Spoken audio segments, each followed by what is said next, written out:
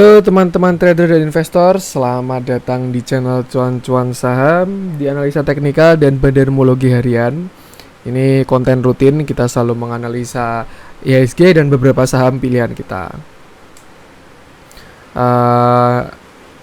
Nanti akan ada saham yang cukup menarik juga yang kita analisa.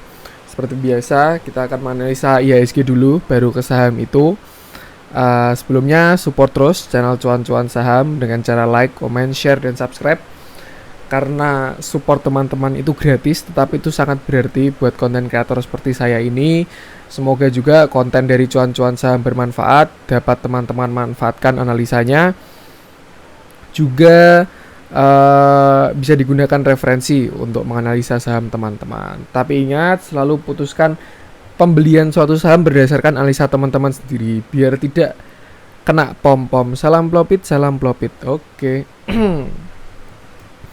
Terus juga jangan lupa nyalakan notifikasinya karena analisa teknikal ini akan saya upload insya Allah setiap hari ketika pasar buka dan ketika weekend ada konten-konten spesial dari Cuan-Cuan Saham. Oke, langsung aja kita akan menganalisa IHSG tercinta. Hari ini candlenya doji ya. Dia masih plus dari kemarin 0,48 naik plus 29 poin. Hari ini juga cukup roller coaster setelah tadi pagi awal langsung naik tinggi tapi ternyata turun dan candlenya seperti doji ya kalau dilihat di hariannya, bisa cek di RTI bisnis masing-masing. Nih, dia ada di atas EMA 34, sudah kembali ke atas EMA 34-nya. Untuk EMA 10 ada di 6100. Oh, belum. Oke, 6140, yang ini 6108. Belum kembali ke EMA 10-nya. Jadi IHSG masih ada di bawah EMA 10, EMA 20 dan EMA 5. Yang pasti dia udah kembali setelah kemarin penurunan tajam ini ya. Cuman ya nanti seperti yang saya jelaskan kemarin, ini IHSG masih kepentok resistennya. Resisten yang terdekat itu ada di 6200 ini. Terus juga selain itu ada resisten downtrend channel ini yang warna hijau ini, yang dia belum berhasil breakout. Harapannya sih breakout agar di uptrend ya. Breakout, retest, terus uptrend lah gitu. Harapannya seperti itu. Misalkan teman-teman lihat juga, ini udah mulai naik semua. Dan bahkan mau turun ya, stokastiknya mau berpotongan lagi. Sudah mengarah ke samping tapi belum berpotongan, cuman hampir karena candlenya seperti ini. Artinya teman-teman bisa siap-siap karena kalau teman-teman mengikuti video saya selalu punya 2 skenario, 3 malah. Skenario terbaik, terburuk, dan most likely. Untuk yang terbaik, IHSG bakal nge-break resisten ini, nge-break 6200 langsung kembali uptrend. Ini cuman koreksi sementara. Tapi untuk yang most likely ya mungkin dia bakalan sideways di sini dan akhirnya nge-break. Harapan saya tetap nge-break lah karena outlook saya tetap IHSG bagus. Tapi untuk yang worst case skenario-nya, skenario terburuk, ini dia bakalan mantul tidak berhasil menembus garis entah downtrend channel atau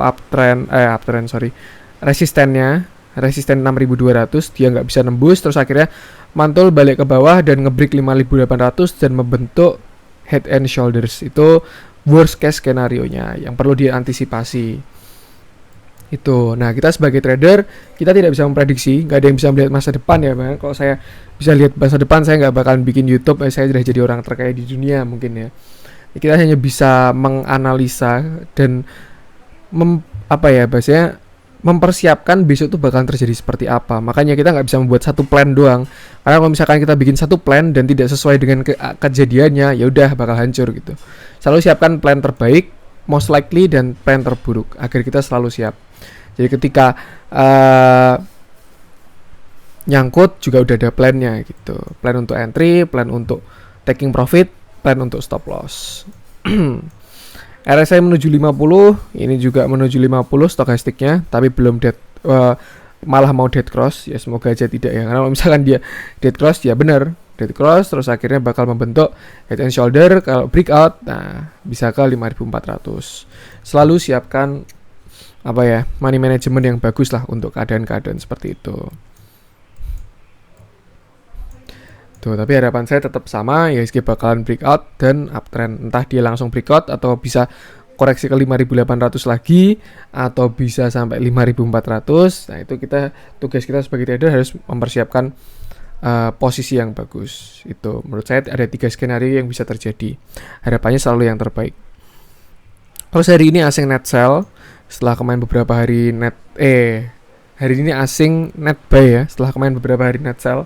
Hari ini net buy sekitar 600 miliar, angka yang lumayan besar karena total market cap IHSG itu 7.200 triliun ya. 600 miliar ya lumayan lah, lumayan besar. Tuh, MACD juga masih di bawah, masih downtrend ya MACD ya. Walaupun mengarah ke uptrend, tapi dia masih downtrend, mengarah ke bawah. Asing masih masuk dan ya seperti yang bisa dilihat, mungkin supportnya juga 6.000 ini bakal jadi support terdekat, support IHSG. Kalau 6.000 jebol dia bisa ke 5.800. Kalau 5.800 jebol ya udah 5.400. Itu dari IHSG. Terus saham-saham yang diakumulasi hari ini ada Tekim, tuh pabrik kertas Ciwi Kimia yang hari ini top gainer juga ya, dia ARA naik 19%, sama temennya INKP juga naik banyak. Itu simple ya, saya sebelum ke saham yang mau saya bahas, mau bahas Tekim dulu karena ini pelajaran enak ya. Nah, nih bisa dilihat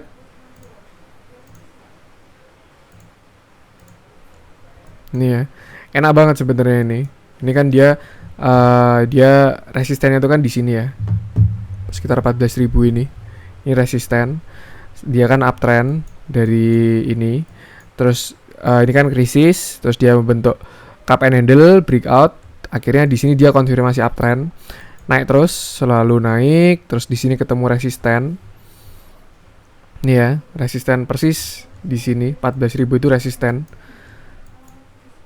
Berkali-kali dia mencoba tapi tidak bisa. Tapi ini ascending triangle. Nah, ini kan naik terus ya lowernya.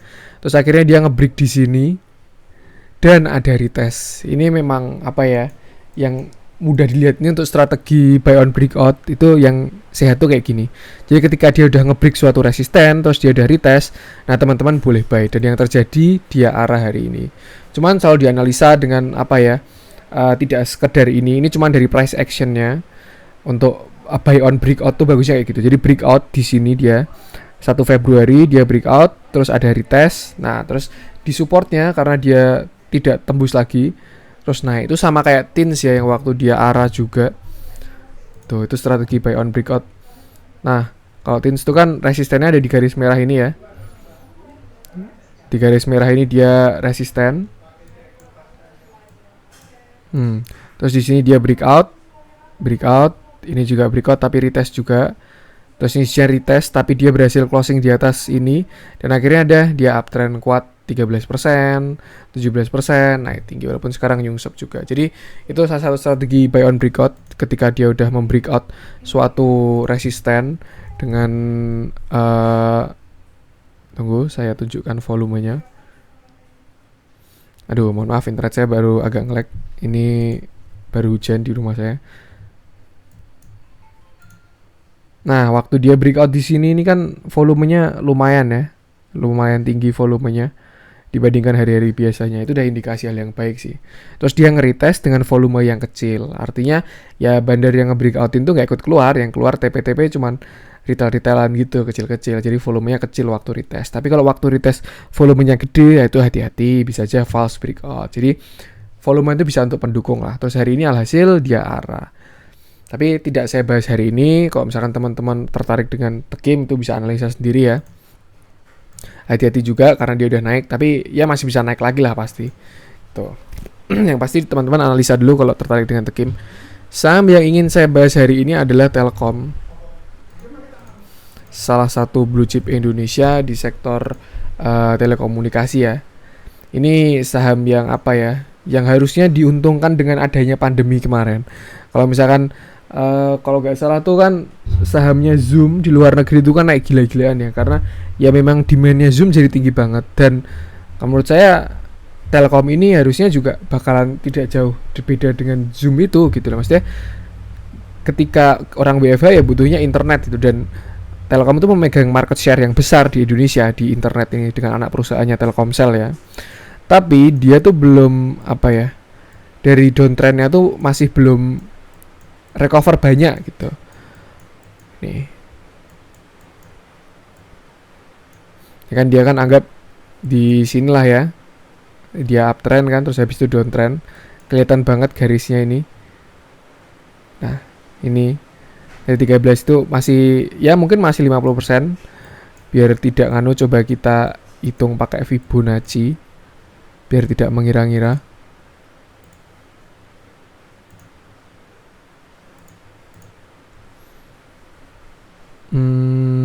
Ya dia sempat menyentuh 50%, tapi akhirnya turun lagi. Sekarang dia ke 0,382.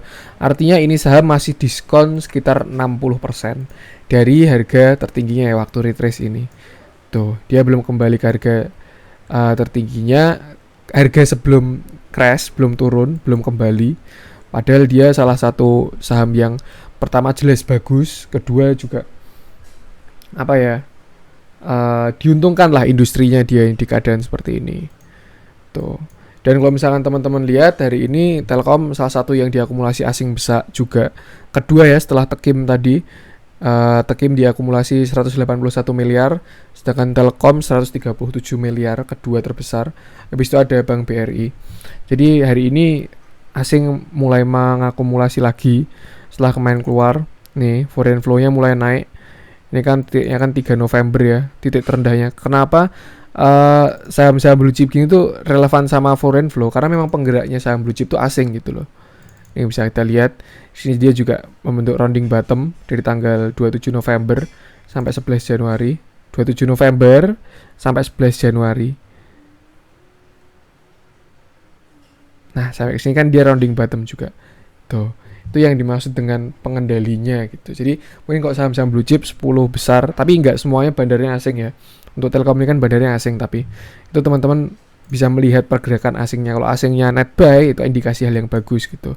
Tapi kalau asingnya jualan terus, sama kayak waktu dia mulai turun downtrend ini kan asingnya jualan terus ya. Sejak tanggal 2 September coba. Oh ini sorry. Nih, dari Agustus ya dia jualan terus, alhasil harganya turun terus sampai ke sini. Tuh. Saham-saham seperti Telkom, BRI, BCA itu korelasinya dengan asing itu kuat. Makanya bisa indikator yang enak digunakan salah satunya foreign flow ini.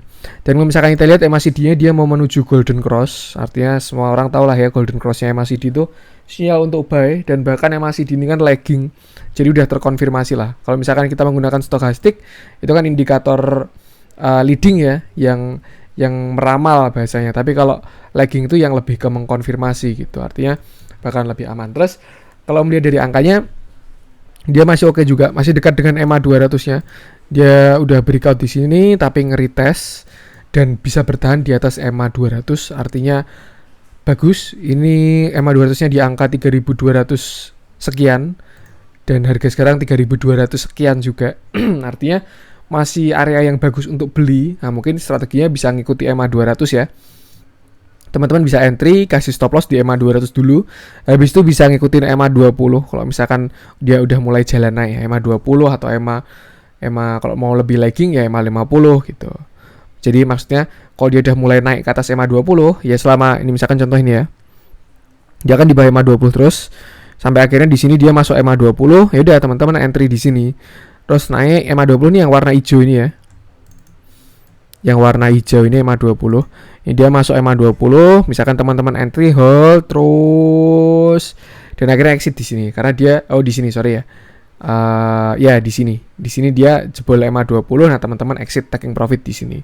Itu salah satu nge-swing yang enak, apalagi kalau teman-teman orang yang sibuk tidak bisa trading harian gitu ya, enak buat nge-swing, udah gitu aja tinggal cari saham yang masuk fase uptrendnya. Kan EMA 20 itu kan indikasi uptrend juga ya. EMA 200, EMA 50, EMA 20, EMA 5 itu kan indikasi uptrend. Teman-teman bisa pakai manfaatkan itu. Masuk ke EMA 20 entry, terus udah ikutin terus di harganya. Bisa pasang stop loss di harga EMA 20-nya. Kira-kira seperti itu. Nih, untuk target dari Telkom sendiri ya sebenarnya menarik juga ya Telkom nih ya. Kalau misalkan teman-teman lihat dia bisa membentuk pattern inverted head and shoulders. Ini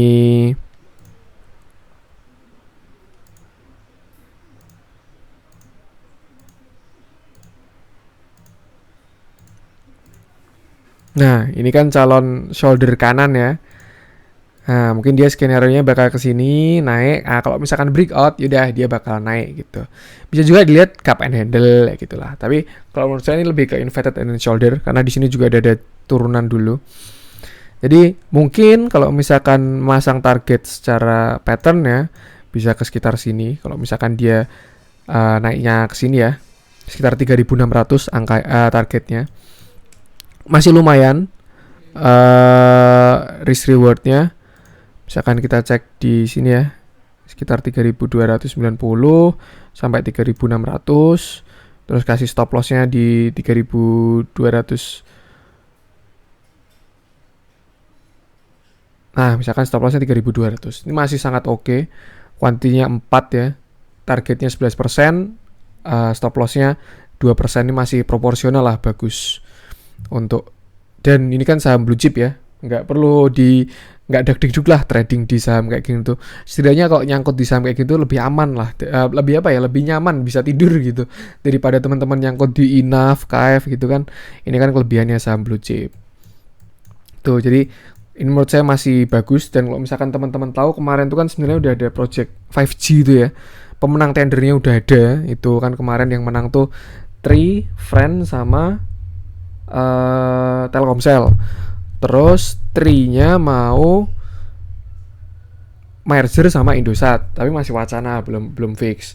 Nah, ini kan si Telkomsel kan sama Smartfren yang menang juga sama Tri itu. Artinya ya dia dapat proyek bagus, tapi kan kemarin kan katanya lelang itu kan diulang gitu. Dari nggak tahu gara-gara apa, tapi kan lelang itu diulang. Ya mungkin ada permainan karena ada salah satu yang mau ikut, katanya MNC kan mau ikut-ikutan lelangnya ya. Itu mungkin ada permainan di dalam sana. Itu udah bukan urusan kita lah. Kita sebagai orang bawah dan juga retail ya cuma bisa menganalisa data yang ada aja.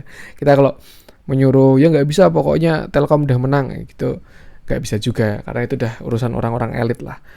Tapi saya yakin dengan sangat yakin Telkomsel ini nggak mungkin kalah tender di 5G besok, karena teman-teman tahu sendiri ini kan punyanya pemerintah BUMN ya, pasti ada suatu privilege lah yang bakal diuntungkan dari Telkom ini. Itu artinya untuk katalis masih ada 5G yang menurut saya bakal game changer ya untuk persinyalan di Indonesia. Itu bakal menjadi suatu hal yang sangat positif. Ibaratnya kayak ya mungkin kayak apa ya, Antam dengan Teslanya mungkin seperti itu. Tapi kalau ini kan 5G itu bakalan terdukung lah, apalagi kalau misalkan menang tender ya. Yang saya yakin dia pasti menang tender gitu. Dari pattern oke, dari harga oke, dari fundamental oke, dari katalis oke. Nah, ini salah satu saham yang menarik. Target terdekatnya itu dulu. Tapi nanti kalau misalkan jebol, menurut saya ini targetnya bakalan jauh. Karena dia baru nge-break inverted and shoulder ya, ini pattern pembalikan arah. Mungkin bisa kembali ke Fibonacci, Nah, mungkin bisa ke Fibonacci nganu dulu.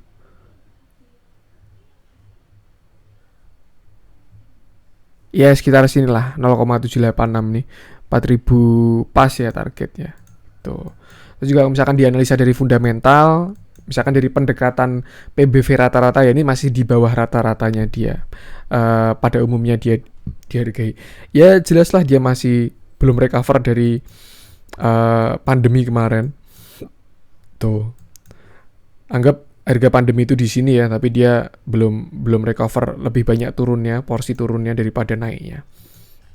Itu mungkin bisa dijadikan referensi. Targetnya tadi yang saya sebutkan, bisa entry di area 3.200, stop lossnya di bawah 3.200, 3% lah, 3%, 5%, atau misalkan stop loss di 3.200 karena itu EMA 200 ya. Tapi kalau terlalu mepet juga bisa kesentuh juga stop lossnya. Yang pasti stop loss tuh harus suatu hal yang penting ya, jangan sampai lupa. Untuk target bisa ke 3.600, cuman itu sekali lagi Ini hanya referensi, jangan teman-teman setelah mendengarkan video saya ini, konten saya ini langsung besok hajar kanan Telkom tanpa analisa, jangan ya. Yang pasti teman-teman harus menganalisa dulu, ngecek dulu, punya trading plan yang bagus, entry-nya mau di angka berapa, exit-nya taking profit di angka berapa, stop loss-nya di angka berapa, agar tidak bingung, karena yang nggak ada yang tahu gitu. Bisa aja besok malah lebih nyungsep lagi kan bisa juga. Jadi selalu punya trading plan yang bagus, jangan hanya mendengarkan kata orang, nanti bisa sering kena pom-pom lah yang kayak gitu tuh, yang kayak kemarin yang salam plopit, salam nyangkut ya. Tuh, jadi teman-teman harus punya trading plan yang baik agar tradingnya maksimal. Terus misalkan dilihat dari downtrend terdekat kemarin, dia juga udah breakout ya.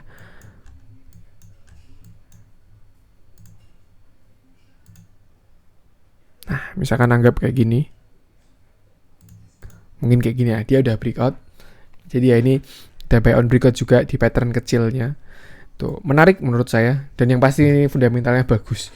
Ini teman-teman hold, tinggal tidur aja tidak masalah. Yang pasti karena harganya masih oke ya. Tapi kalau misalkan teman-teman belinya di harga 4.400 terus ditinggal tidur, menurut saya perlu dicek sih. Tuh. Nah, dia juga masih downtrend besar. Tapi kalau misalkan ke breakout, peluangnya bakalan bagus lah itu untuk kembali. Oke, itu aja konten untuk hari ini. Selalu ingat, yang selalu saya tekankan untuk teman-teman semua, punya trading plan yang baik dan money management yang baik. Tata uang di porto itu dengan baik, tata uang sehari-hari dengan baik agar investasinya atau tradingnya bisa maksimal. Terus juga punya trading plan yang bagus, entry di mana, exit di mana, taking profit di mana, stop loss di mana, itu biar nggak bingung. Jadi pertanyaannya bakal beda, nggak kayak misalkan, Min saya ini beli di sekian, tapi nyangkut ya gimana ya enaknya gitu. Itu pasti karena belum punya trading plan yang bagus. Tidak masalah, bisa buat pembelajaran kalau misalkan teman-teman masih baru. Artinya ke depan jangan sampai kayak gitu lagi. Kalau misalkan teman-teman punya trading plan, entry di 3.000, stop loss 3.800, target 4.000. Ya udah, tinggal entry. Terus nanti yang kesentuh yang mana? Kalau kesentuh stop loss ya udah exit gitu loh. Kalau kesentuh target ya udah taking profit gitu. Punya trading plan yang bagus. Jadi nggak bingung misalkan saya beli di 4.000, nyangkut di 3.900, aduh nyangkut 3.900 gitu. Tapi kan belum kena stop loss, artinya masih sesuai trading plan, ya udah tidak masalah gitu. Tapi ya saya akan berusaha membantu teman-teman juga. Kalau misalkan teman-teman ada pertanyaan seputar saham, minta dianalisa, request dianalisa, bisa aja langsung komen di YouTube atau bisa di Instagram. Dan ya seperti biasa, support terus channel ini agar semakin berkembang dan bisa dimanfaatkan orang lebih banyak. Nanti mungkin 1000 subscriber saya bisa giveaway kecil-kecilan lah ya. Sekarang udah 800 lumayan. Jadi support terus channel Cuan-Cuan Saham dengan cara like, comment, share, dan subscribe. Karena support teman-teman itu gratis, tapi itu sangat berarti buat saya, konten kreator seperti saya ini. Terus juga nyalakan terus notifikasinya karena analisa teknikal ini harian. Jadi setiap pasar buka sorenya akan kita analisa. Teman-teman juga bisa request sahamnya dianalisa, bisa pertanyaan juga bisa tanya, silakan langsung aja. Dan mungkin kapan-kapan karena banyak request bisa saya bikinin kelas trading juga ya. Tapi mungkin dari yang dasar-dasar bisa saya share di YouTube dulu aja, kayak misalkan indikator-indikator, penjelasan dan lain-lain. Oke, pokoknya intinya stay tune dan salam cuan.